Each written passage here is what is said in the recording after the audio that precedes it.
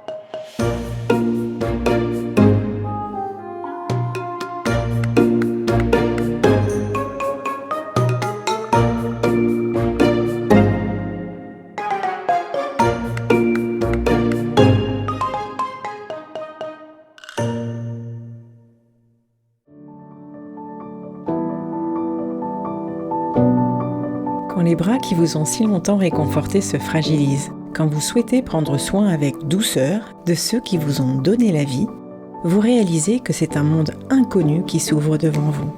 Vous êtes proche aidant. La vocation de Sweet Papy Podcast est de vous aider à garder ces moments agréables et mémorables pour maintenir votre équilibre de vie et une relation pleine d'amour avec eux. Avec nos invités, nous vous parlons de toutes les ressources positives, les solutions alternatives et les approches humanistes actuelles. Et nous avons à cœur de vous les transmettre pour vous soutenir et vous aider dès à présent. Alors je vous remercie de passer quelques minutes avec moi pour écouter les conseils d'une experte aidante et rejoindre ainsi une grande communauté bienveillante en cliquant dans le descriptif de l'épisode juste en dessous. Bonne écoute!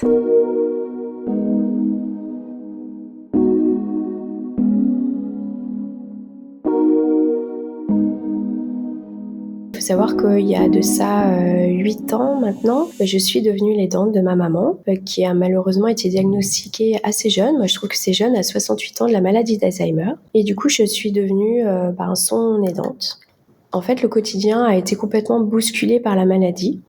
Mon quotidien de femme active, parce que moi j'étais en plein dans ma profession et en période, on va dire, très dense, mais aussi mon quotidien de fille et de mère aussi, parce que je suis maman d'un petit garçon qui a 13 ans aujourd'hui. Et tout ça a vraiment fracassé vraiment mon emploi du temps. Je me suis dédiée à elle à 200%. J'y ai laissé beaucoup de ma santé également. Et un jour, vraiment, quand j'étais vraiment dans des tâches très très concrètes, de ménage, rangement, liste de courses, enfin des choses qui m'épuisaient, j'ai observé mon fils jouer avec sa grand-mère. Et lui-même, du haut de ses... il était petit à l'époque, je sais plus quel âge il avait, mais il était vraiment jeune.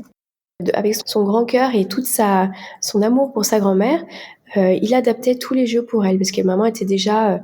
sa maladie a été assez fulgurante et sa perte d'autonomie a été assez rapide. Et du coup, il adaptait tout.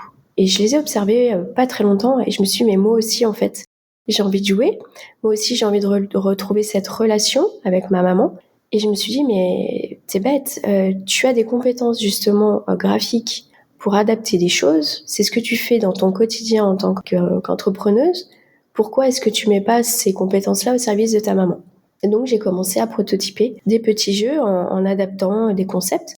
Alors au début, c'était beaucoup de cartes, beaucoup de facilitation aussi pour les aides à domicile, des étiquettes. Voilà, j'essayais de faire en sorte que ça soit fluide et simple. Et puis le projet d'Elpi est arrivé parce que tout le monde s'en est un peu emparé déjà au domicile avec maman. J'en ai parlé à son gériatre, aux ergothérapeutes, sa psychologue, enfin toutes les personnes qui se déplaçaient. Et tout le monde me disait, mais c'est génial ce que vous faites pour votre maman.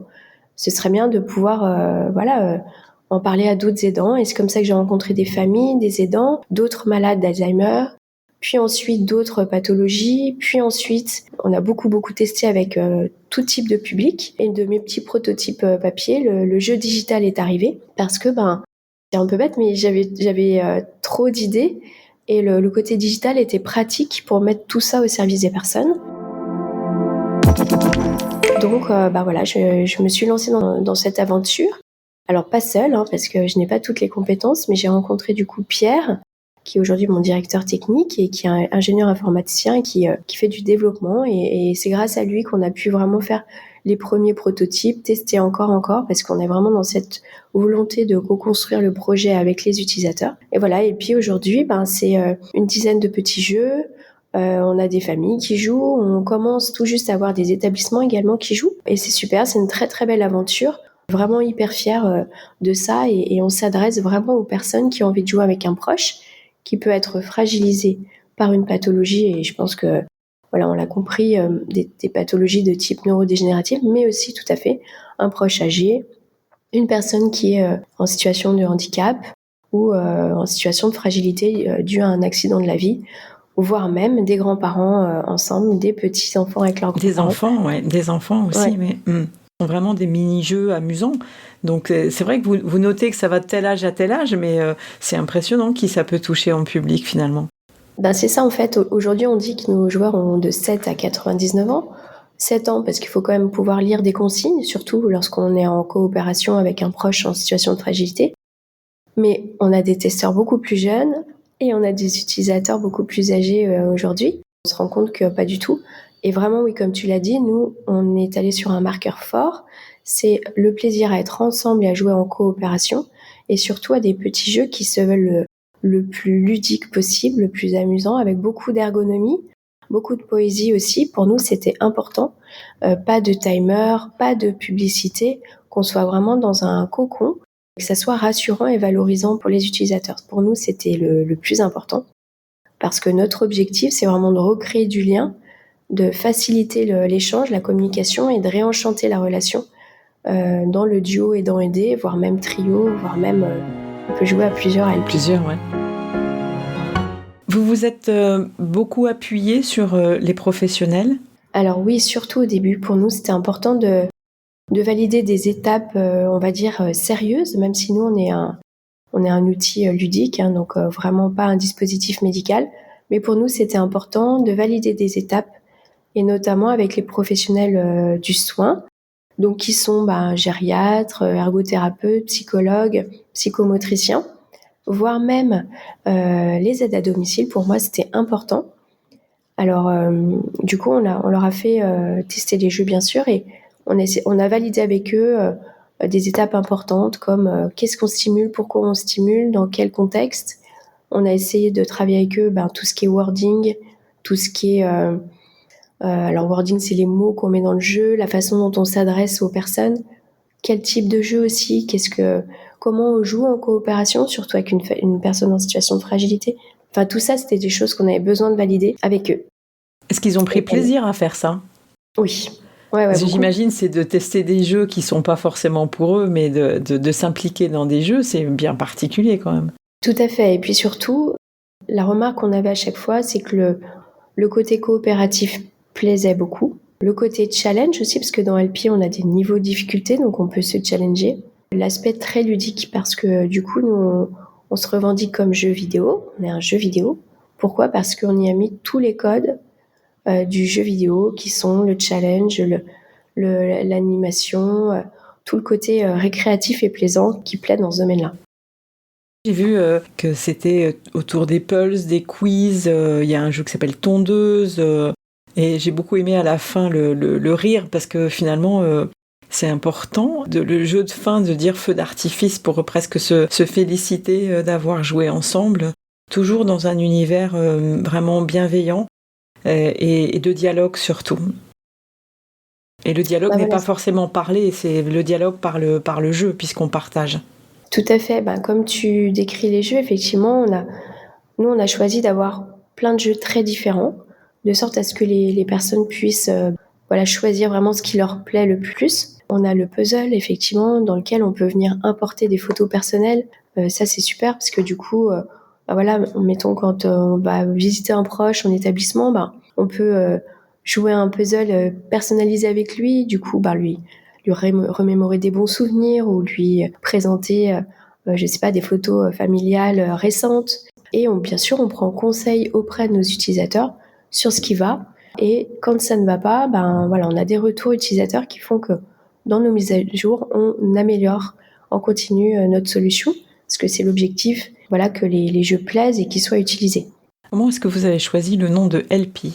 LP, donc le verbe to help en anglais veut dire aider. C'était une racine qui, pour moi, était importante parce que notre toute première cible, ce sont vraiment quand même les aidants et leurs proches aidés. Ce nom, il a été trouvé la toute première fois où on a co-créé notre prototype avec Pierre et avec l'équipe. Ensuite, on s'est dit, est-ce qu'on va pas s'enfermer avec un mot en anglais ? Est-ce que la racine ne va pas nous enfermer ? Mais au final, c'est un nom qui plaît et puis on y a associé un petit logo assez sympathique avec une petite tablette qui saute. Voilà, quelque chose on va dire, de joyeux, de positif. Je reçois la newsletter de LP avec, pareil, plein de jeux dedans, d'informations. Et cette newsletter, elle est intéressante parce qu'on peut télécharger aussi des jeux qu'on peut faire en imprimant à la maison. Tu la sors toutes les semaines ? Oui, alors notre newsletter, elle s'appelle le lundi d'LP, elle sort tous les lundis. Après, nous, ça fait partie vraiment de notre vision, en fait. On a un jeu qui est digital, avec un système d'abonnement, donc qui est payant. Mais ensuite, on a à cœur vraiment pour nos abonnés de leur offrir du contenu de qualité et sur des thématiques qui nous sont chères. Effectivement, dans la newsletter d'LP, il y a l'annonce des conférences inspirantes. Donc ça, c'est un volet qui est important. Donc une fois par mois, on invite un grand témoin inspirant qui vient échanger avec nous sur une thématique liée souvent à l'aidance. Ensuite, on a une session d'activité vraiment, on va dire, un peu plus générale. Donc, on a des livres Montessori concrets, on a des activités de mémoire pour aller recenser les souvenirs d'un proche et en faire un livre qui s'appelle le livre de vie. On a également des activités manuelles qu'on propose. Alors, on adapte, on essaye de faire en sorte que ça soit déjà coopératif toujours, mais aussi réalisable pour autant des plus jeunes que des plus âgés. Et on a effectivement les 3 petits jeux à imprimer qu'on sort toutes les semaines, pour offrir du contenu supplémentaire à nos abonnés, éviter aussi d'être que dans le digital. Ce sont des outils qui sont complémentaires. Et on a également, à toute fin de la newsletter, le Quoi de neuf, où on parle de l'actualité de notre entreprise, mais également de ce qui se passe autour de nous, dans notre écosystème, du bien vieillir, de la valorisation des aidants.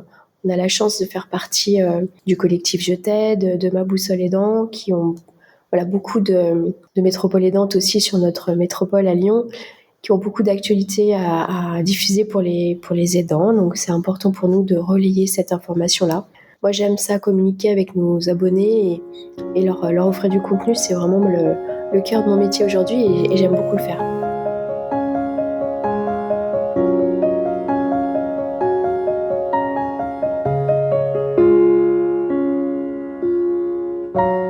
Alors, une question plus personnelle.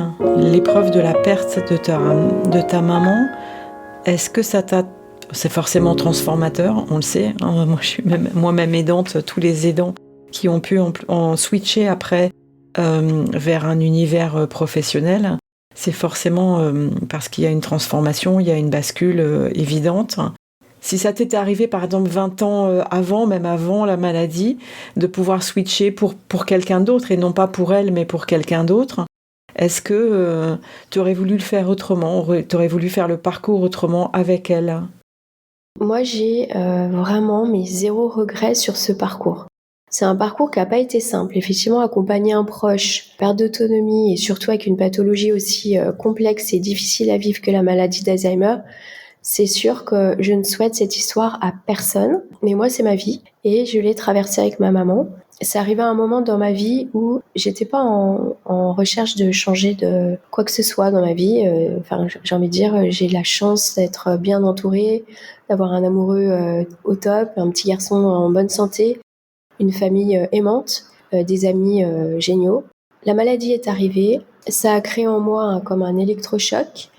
Ça m'a donné envie d'entreprendre différemment et pour les plus fragiles. Ça s'est passé comme ça. Moi, j'ai eu la chance de pouvoir avoir ma maman en même temps que le projet au tout début. Donc elle a testé, elle a été avec nous au début. Certes, elle est partie beaucoup trop vite parce que la maladie nous l'a prise trop tôt, c'est sûr. Ça a été très très complexe de mener tout de front aussi, hein, parce que mener le projet, être aidante et vivre toute cette période de deuil, c'est compliqué. Mais moi, je ne changerai rien aujourd'hui parce que c'est une très belle aventure et moi, ça m'a permis aussi de rencontrer beaucoup d'aidants, de réaliser qu'est-ce que c'est effectivement qu'être aidant. Aujourd'hui, ça me donne envie d'entreprendre pour les aidants aussi. C'est hyper important, ça fait partie vraiment de l'ADN d'Helpy aussi. Donc moi, je ne changerai rien, même si effectivement, et je le redis, hein, c'est un parcours qui est complexe. C'est pour ça aussi que nous, on prend le temps chez Helpy de faire les choses. Tu vois, on est dans un écosystème où, surtout dans le monde du jeu vidéo, il faut aller vite, il faut vite rentrer sur le marché. Voilà, nous, on n'est pas dans ces objectifs-là. On va doucement parce qu'on essaie de construire de sorte à ce que ça soit... Aujourd'hui, moi, je suis extrêmement fière de ce qu'on a réalisé.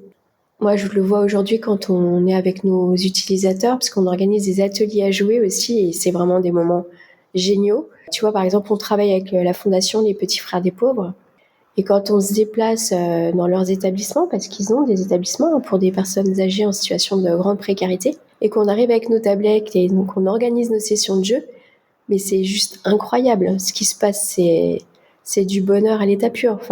Moi, à chaque fois, je vis les sessions comme une bouffée d'oxygène. C'est vraiment incroyable.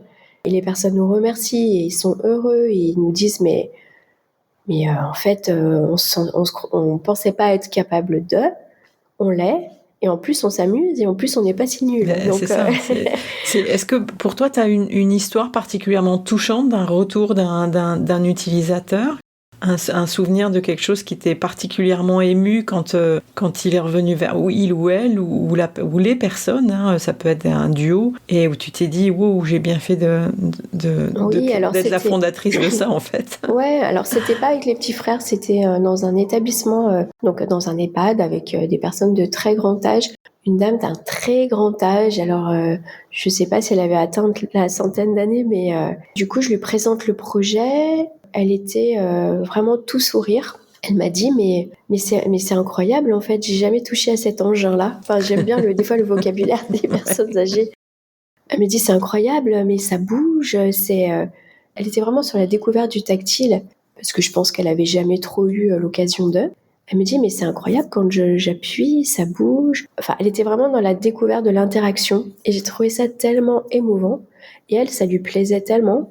Je me dis, voilà, en fait, c'est exactement ça. Et après, à la fin, je me rappelle, ça m'émeut un peu d'ailleurs, elle m'a pris les mains et elle m'a dit, écoutez, merci, j'espère que vous allez revenir bientôt. Parce que, c'est pas pour flatter mes yeux, elle me dit, déjà, vous avez de très beaux yeux. Et... C'est vrai, en plus des beaux yeux bleus. Non, mais elle m'a fait rire parce qu'en plus, elle avait des très très beaux yeux aussi. On se regardait comme ça, vraiment les yeux dans les yeux. Et elle me dit, j'espère que vous allez revenir très bientôt parce que déjà, vous avez très beaux yeux, un beau sourire, c'est agréable d'être avec vous, mais en plus, vous m'avez fait faire des choses incroyables. Elle était épatée de ce qu'elle avait fait, elle. Et j'ai trouvé ça extrêmement touchant, mais des anecdotes comme ça, j'en ai un paquet. Mais après, c'était vraiment, j'ai envie de dire, la première personne qui m'a émue comme ça, parce qu'il y avait toute cette douceur et puis effectivement cette fragilité, mais qui était en même temps beaucoup de force dans cette personne qui avait tellement vécu de choses et qui en même temps découvrait un outil avec moi. C'était vraiment incroyable. Voilà. C'est étonnant parce qu'elle t'a touché finalement, oui. Dans les deux sens du terme. Elle t'a touché en ayant amené un outil tactile. Je sais que pour ma part, quand effectivement je vais en EHPAD ou dans les résidences autonomie et que je fais des capsules sonores où ils entendent des choses qui les émeuvent particulièrement, le retour de leur part sur le bonheur qu'on peut leur apporter, c'est quelque chose, moi, qui me rentre dans le ventre et qui me reste dans le ventre. On n'a pas fait ça pour rien ou pour pas beaucoup. Mais à l'inverse, je m'aperçois que certains sont réfractaires aux tablettes parce qu'ils ne voient plus, parce qu'ils ne comprennent pas l'utilité, parce qu'ils n'ont pas forcément eu l'éducation de la tablette. Et j'aimerais, juste pour clôturer, Comment on arrive à les faire switcher doucement? Alors, en fait, voilà, nous, déjà, l'objectif des ateliers, ou du moins quand on est en présence des utilisateurs, c'est de ne surtout pas forcer, parce que ça ne sert à rien déjà. Donc, on propose, si on voit que la personne n'est pas disposée ou effectivement, ce jour-là est fatiguée, bon, on n'impose rien.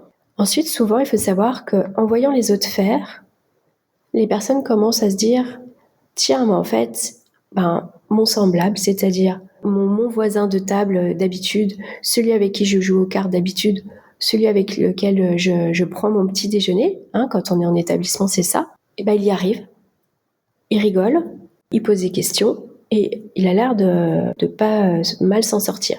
Donc souvent, ceux qui sont réticents, au fur et à mesure de la séance, parce qu'on reste quand même entre 2 heures et 2 heures et demie avec les personnes, ils se laissent doucement convaincre. Pour ceux qui sont vraiment complètement réticents, toujours, nous, on a des outils à côté qu'on propose, donc tu l'as très bien dit. Alors, les jeux imprimés, pourquoi pas? Mais quand c'est des réticences à jouer, des fois, ça marche pas. Donc, tout dépend de la personne.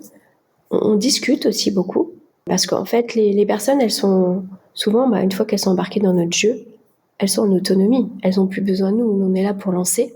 Elles jouent entre elles ou avec, s'il y a un soignant qui passe ce jour-là, on arrive à créer des duos ou des aidants, des familles qui sont là. Donc, nous, on se rend disponible aussi pour être à l'écoute, discuter. Et pour ça, on a d'autres outils, comme un petit jeu que tu connais peut-être qui est 2 minutes de bonheur, moi qui me sert beaucoup. Et du coup, qui permet aussi de poser des questions. Voilà, un autre outil conversationnel. Nous, c'est ce qu'on fait aussi avec Helpy. Par exemple, avec le jeu puzzle. Moi, je me rappelle d'une fois où j'ai joué avec une dame une seule fois. On a fait que pendant peut-être une demi-heure, on a fait un puzzle, mais on est resté pendant une demi-heure à parler de la photo. Parce que cette photo, ça lui plaisait, ça lui rappelait des souvenirs. Voilà, nous, on est un outil aussi brise-glace. Donc, en aucun cas, on va forcer les personnes. Si ça se passe bien, tant mieux. Autrement, nous, en atelier, oui, on a plein d'autres choses à proposer pour que, justement, les personnes, elles se sentent aussi valorisées et incluses dans la session.